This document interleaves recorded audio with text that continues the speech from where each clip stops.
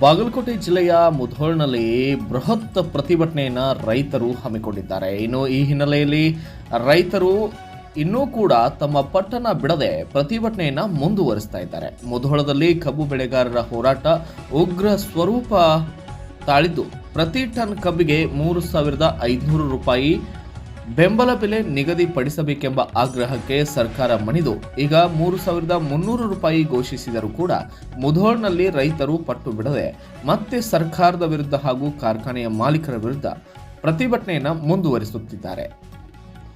ತಾಲೂಕು ಆಡಳಿತ ಭವನದ ಒಳಗೆ ನುಗ್ಗಿ ಕಚೇರಿಗಳಿಗೆ ಬೀಗವನ್ನ ಅನ್ನದಾತರು ಜಡಿದು ಆಕ್ರೋಶವನ್ನ ವ್ಯಕ್ತಪಡಿಸಿದ್ದಾರೆ. ಸಾವಿರಾರು ರೈತರು ಆಡಳಿತ ಭವನಕ್ಕೆ ಎದುರು ಸೇರಿ ಕಚೇರಿಗಳಿಗೆ ಬೀಗ ಜಡಿದು ನೇಗಿಲ ಯೋಗಿಗಳು ಆಕ್ರೋಶ ವ್ಯಕ್ತಪಡಿಸಿದ್ದಾರೆ. ಇನ್ನು ಸಾವಿರಾರು ಮಣ್ಣಿನ ಮಕ್ಕಳು ಆಡಳಿತ ಭವನದ ಎದುರು ಸೇರಿ 3,500 ರೂಪಾಯಿ ಬೇಕೇ ಬೇಕು ಎಂಬ ಘೋಷಣೆ ವ್ಯಾಪಕವಾಗಿ ಕೂಗಿದ್ದಾರೆ. ನಿರಂತರ ಹೋರಾಟದ ಫಲವಾಗಿ ಕಬ್ಬು ಬೆಳೆಗೆ ಸಿಎಂ ಬೆಲೆ ಘೋಷಣೆ ಮಾಡಿದ್ದಾರೆ. ರಾಜ್ಯದಾದ್ಯಂತ ರೈತರು ಸಂಭ್ರಮಿಸಿದರು. ಬಾಗಲಕೋಟೆಯ ಅನ್ನದಾತರು ಮಾತ್ರ ಸಿಎಂ ಆದೇಶವನ್ನ ಒಪ್ತಾ ಇಲ್ಲ. ಇನ್ನು ಉಸ್ತುವಾರಿ ಸಚಿವರಾದ ಆರ್.ಬಿ. ತಿಮ್ಮಾಪುರ್ ಅವರು ರೈತರ ಮನವೊಲಿಸಲು ನಡೆದ ಸಂಧಾನ ಸಭೆಯು ವಿಫಲವಾದ ನಂತರ ರೈತರ ಹೋರಾಟ ತೀವ್ರಗೊಂಡಿದೆ. ಕಬ್ಬು ಬೆಳೆಗಾರರ ಹೋರಾಟದಿಂದ ಸರ್ಕಾರದ ಆದೇಶವನ್ನ ಕಾರ್ಖಾನೆ ಮಾಲೀಕರು ಒಪ್ಪಿದರೂ ರೈತರು ಇನ್ನೂ ಕೂಡ ಒಪ್ತಾ ಇಲ್ಲ. ಇನ್ನು ರೈತರ ಹೋರಾಟದ ಕಿಚ್ಚು ಹೆಚ್ಚಾದಾಗ ಕೂಡಲೇ ಮುಧೋಳ್ಗೆ ಸಿಎಂ ಘೋಷಿಸಿದ ಬೆಲೆ ಒಪ್ಪಿಕೊಳ್ಳಿ ಎಂದು ರೈತರ ಮನವೊಲಿಸಲು ಪ್ರಯತ್ನಿಸಿದರು ಕೂಡ. ಆದರೆ ರೈತರು ಪ್ರತಿ ಟನ್ ಕಬ್ಬಿಗೆ 3,500 ರೂಪಾಯಿ ಬೇಕೇ ಬೇಕು ಹಾಗೂ ಹೆಚ್ಚುವರಿ 500 ರೂಪಾಯಿ ನೀಡಬೇಕೆಂದು ಪಟ್ಟು ಹಿಡಿದಿದ್ದರಿಂದ ರಸ್ತೆಯಲ್ಲಿಯೇ ಧರಣಿ ಮಾಡಿದ್ದಾರೆ. ಅದರಿಂದ ಮುಧೋಳದಲ್ಲಿ ಹೆದ್ದಾರಿ ಬಂದ್ ಮಾಡಿ ಈಗ ರೈತರು ಆಕ್ರೋಶವನ್ನ ಹೊರಹಾಕ್ತಾ ಇದ್ದಾರೆ. ಇದೇ ಸಂದರ್ಭದಲ್ಲಿ ಕೋಡಿಹಳ್ಳಿ ಚಂದ್ರಶೇಖರ್ ಅವರು ರೈತರನ್ನ ಉದ್ದೇಶಿಸಿ ಮಾತನಾಡಿದ್ದು ಹೀಗೆ. Bureau report, DD9 news Kannada, Bagalkot.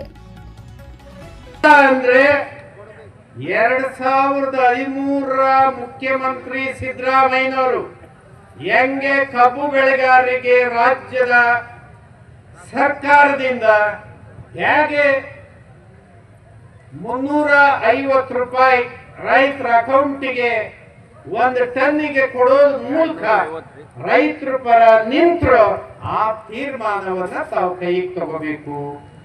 ಇದನ್ನ ಹೇಳ್ಬೋದು ತಾನೆ ಸರ್ಕಾರಕ್ಕೆ? ಒಂದು ಚಪ್ಪಾಳೆ ತಟ್ಟಿ ಹೇಳ್ಬಿಡ್ರಿ. ನೀವು ಏನಾದ್ರೂ 3,500 ಬಿಟ್ಟು ಬೆಳಗಾಂನಲ್ಲಿ ಕಾರ್ಖಾನೆಗಳು ತೆಗೆಸ್ಬಿಟ್ಟಿದೀವಿ. ಪಾಪ ಜಾರಕಿಹೊಳಿ ಅಣ್ಣ ತಮ್ಮಂದ್ರಿಗೂ ಪಾಪ ಒಳ್ಳೇದಾಗ್ಲಿ. ಆಮೇಲೆ ಯಾರು ಇದಾರಲ್ಲ, ಲಕ್ಷ್ಮೀ ಹೆಬ್ಬಾಳ್ಕರ್ ಪಾಪ ಮಂತ್ರಿ ಇದಾರೆ, ಅವ್ರಿಗೆಲ್ಲ ಸಹಾಯ ಮಾಡ್ಬೇಕು. ಮತ್ತಿನ್ಯಾರಪ್ಪ, ರಮೇಶ್, ಪ್ರಭಾಕರ್ ಕೋರೆ, ಏನೇನೋ ಪಾಪ ತಮ್ಮ ಅಜೆಂಡಾ ಇದೆಯಲ್ಲ. ನಮಗೂ ಸ್ವಲ್ಪ ಮಾನ ಮರ್ಯಾದೆ ಇರ್ಬೇಕ್ರಿ. ರೈತರಿಗೂ ನಮಗೂ ಸ್ವಲ್ಪ ಮಾನ ಮರ್ಯಾದೆ ಇರ್ಬೇಕು. ಅಲ್ಲ, ನಾವು ಒಂದು ಎಂಥ ತಪ್ಪು ಮಾಡ್ತಾ ಇದೀವಿ ಅಂದ್ರೆ, ನಾವು ಪ್ರತಿ ವರ್ಷ ಇದೇ ಹರ್ತಾಳ ನಡೆಸ್ಬೇಕಾ? ಆ ಸಕ್ಕರೆ ಕಾರ್ಖಾನೆ ಮಾಲೀಕ ಅಲ್ಲದವನ್ನ, ಅವನು ಯಾರು ಆಗಿರ್ಲಿ, ಸಕ್ಕರೆ ಕಾರ್ಖಾನೆ ಮಾಲೀಕ ಅಲ್ಲದವನ್ನ ಚುನಾವಣೆಯಲ್ಲಿ ಗೆಲ್ಸಕ್ಕಾಗಲ್ವ ನಮ್ಗೆ? ಅವರು ಇವರು ಅಂತ ನಾನು ಮಾತಾಡ್ತಾ ಇಲ್ಲ. ಆ ಪಕ್ಷ ಈ ಪಕ್ಷ ಹೇಳೋದಿಲ್ಲ. ಯಾರೇ ಇರಲಿ, ಸಕ್ಕರೆ ಕಾರ್ಖಾನೆಯವನಿಗೆ ನಾವು ಓಟ್ ಹಾಕಲ್ಲಪ್ಪ.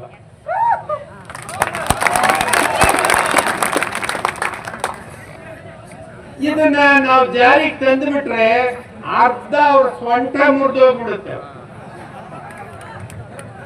ಯಾಕೆಂದ್ರೆ ಕ್ಯಾಬಿನೆಟ್ ಕರೆದ್ರೆ ಕ್ಯಾಬಿನೆಟ್ ಒಳಗಡೆ ಅವರೇ 4-5 ಜನ ಸಕ್ಕರೆ ಕಾರ್ಖಾನೆಯವ್ರು ಕುಂತಿರ್ತಾರೆ. ಏನ್ ತೀರ್ಮಾನ ಮಾಡ್ತಾರೆ? ನಿಮ್ ಪರ ಮಾತಾಡ್ತಾರ? ವ್ಯಾಪಾರಂ ದ್ರೋಹ ಚಿಂತಿತಮ್ಮ. ವ್ಯಾಪಾರದಲ್ಲೇ ಮೋಸ ಇದೆ. ಈ ವ್ಯಾಪಾರ ಮಾಡೋನ್ನ ನಾವು ಶಾಸನಸಭೆಯಲ್ಲಿ ನಮ್ಮ ಪರ ಕಾನೂನು ಮಾಡುವಂತ ಕಳಿಸಿದ್ರೆ ಮಾಡಕ್ಕಾಗತ್ತೇನ್ರಿ? ಮಾಡಕ್ಕಾಗತ್ತ? ಅವ್ರಿಗೇನ್ ಲಾಭ ಆಗ್ಬೇಕು ಅದನ್ನ ಮಾಡ್ತಾರೆ. ಇದ್ರಲ್ಲಿ ನೋಡಿ, ಅವ್ರಿಗೆ ಇದ್ ನೋಡಿ, ಅವ್ರಿಗೆ ಕಾಂಗ್ರೆಸ್ ಬಿಜೆಪಿ JDS ಅಂತ ಏನಿಲ್ಲ. ಕಬ್ಬಿನ ವಿಷಯ, ರೈತರ ವಿಷಯ ಬಂದ್ರೆ ಅವ್ರು ಎಲ್ಲಾರು ಒಂದೇ, ಅವ್ರು ಎಲ್ಲಾರು ಒಂದೇ.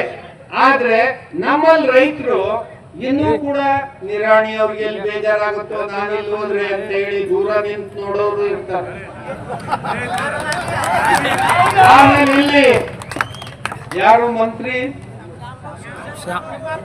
ತಿಮ್ಮಾಪುರ್ ಎಲ್ಲಿ ಬೇಜಾರ ಮಾಡ್ಕೊಂಡ್ಬಿಡ್ತಾನೋ ನಾನು ರೈತರು ಸಭೆಗೆ ಹೋದ್ರೆ ಅಂತ ಹೇಳಿ ಅಲ್ಲೆಲ್ಲೋ ನಿಂತು ನೋಡೋರು ಇರ್ತಾರೆ ನಮ್ಮವ್ರು. ಇದು ಬ್ಯಾಡ್ರಿ. ನನ್ನ ವಿಷಯ ಬಂದ್ರೆ, ರೈತನ ಬದುಕಿನ ವಿಷಯ ಬಂದ್ರೆ ಎಲ್ಲ ರಾಜಕೀಯನ ಒದ್ದ ಆಚೆಗೆ ತಳ್ಳಿ ನಮ್ಮ ಬದುಕು, ನಮ್ಮ ಹೋರಾಟ, ನಮ್ಮ ಉಳುವು, ನಮಗೆ ನ್ಯಾಯ ಬೇಕು, ಅದ್ರ ಪರ ನಿಂತ್ಕೋಬೇಕೇ ಹೊರತು ರಾಜಕೀಯ ಬರಬಾರ್ದು. ಈ ಮನಸ್ಥಿತಿ ರೈತರಿಗೆ ಎಲ್ಲ ರಾಜಕೀಯ ಪಕ್ಷಗಳನ್ನ ತಿರಸ್ಕಾರ ಮಾಡಿ ನನ್ನ ಬದುಕಿಗೆ ಅನ್ಯಾಯ ಆದ್ರೆ ನಾನು ಮಾತ್ರ ಸಹಿಸೋದಿಲ್ಲ, ನಾನು ನ್ಯಾಯದ ಪರನೇ ನಿಲ್ತೀನಿ ಅನ್ನುವಂತ ಎದೆಗಾರಿಕೆ ರೈತರಿಗೆ, ರೈತರ ಮಕ್ಕಳಿಗೆ ಬರ್ಬೇಕ್ರಿ. ಅದು ಬಂದಾಗ ಮಾತ್ರ ನ್ಯಾಯಯುತವಾದ ಬೆಲೆ ನೀವು ಹೋರಾಟ ಮಾಡದೆ ಇದ್ರು ಇಲ್ಲಿಗೆ ಬರ್ತದೆ.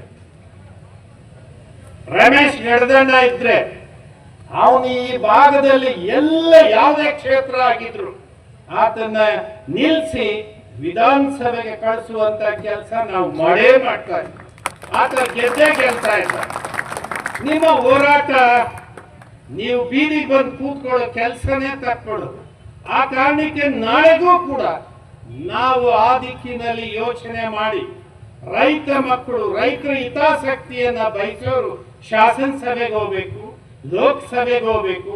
ಇದನ್ನ ಆಲೋಚನೆ ಮಾಡಿ ನಾವು ತೀರ್ಮಾನಕ್ಕೆ ಬರ್ದೇ ಇದ್ರೆ ಬಂಧುಗಳೇ ನಮ್ಮ ಕುಲಕ್ಕೆ ಅನ್ಯಾಯ ಆಗೋದು. ನಾವೆಲ್ಲ ಬೆಳಿತಕ್ಕಂತ ಎಲ್ಲ ಬೆಳೆಗಳಿಗೂ ಅನ್ಯಾಯ ಆಗೋದು ಆಗ. ಅದಕ್ಕೆ ನನ್ನ ವಿನಂತಿ ಏನಂದ್ರೆ, ಸರ್ಕಾರ ಏನ್ ಘೋಷಣೆ ಮಾಡಿದ್ರಿ ಅದು ಅನ್ಸೈಂಟಿಫಿಕ್, ಯಾವುದೇ ವೈಜ್ಞಾನಿಕವಾದ ಮಾನದಂಡ ಇಲ್ಲ. ನೀವು ಸಕ್ಕರೆ ಕಾರ್ಖಾನೆ ಮಾಲೀಕರ ಹಿತಾಸಕ್ತಿ ಕಾಪಾಡುವ ತೀರ್ಮಾನ ಇದಾಗಿದೆಯೇ ಹೊರತು ರೈತರನ್ನ ಉಳಿಸುವ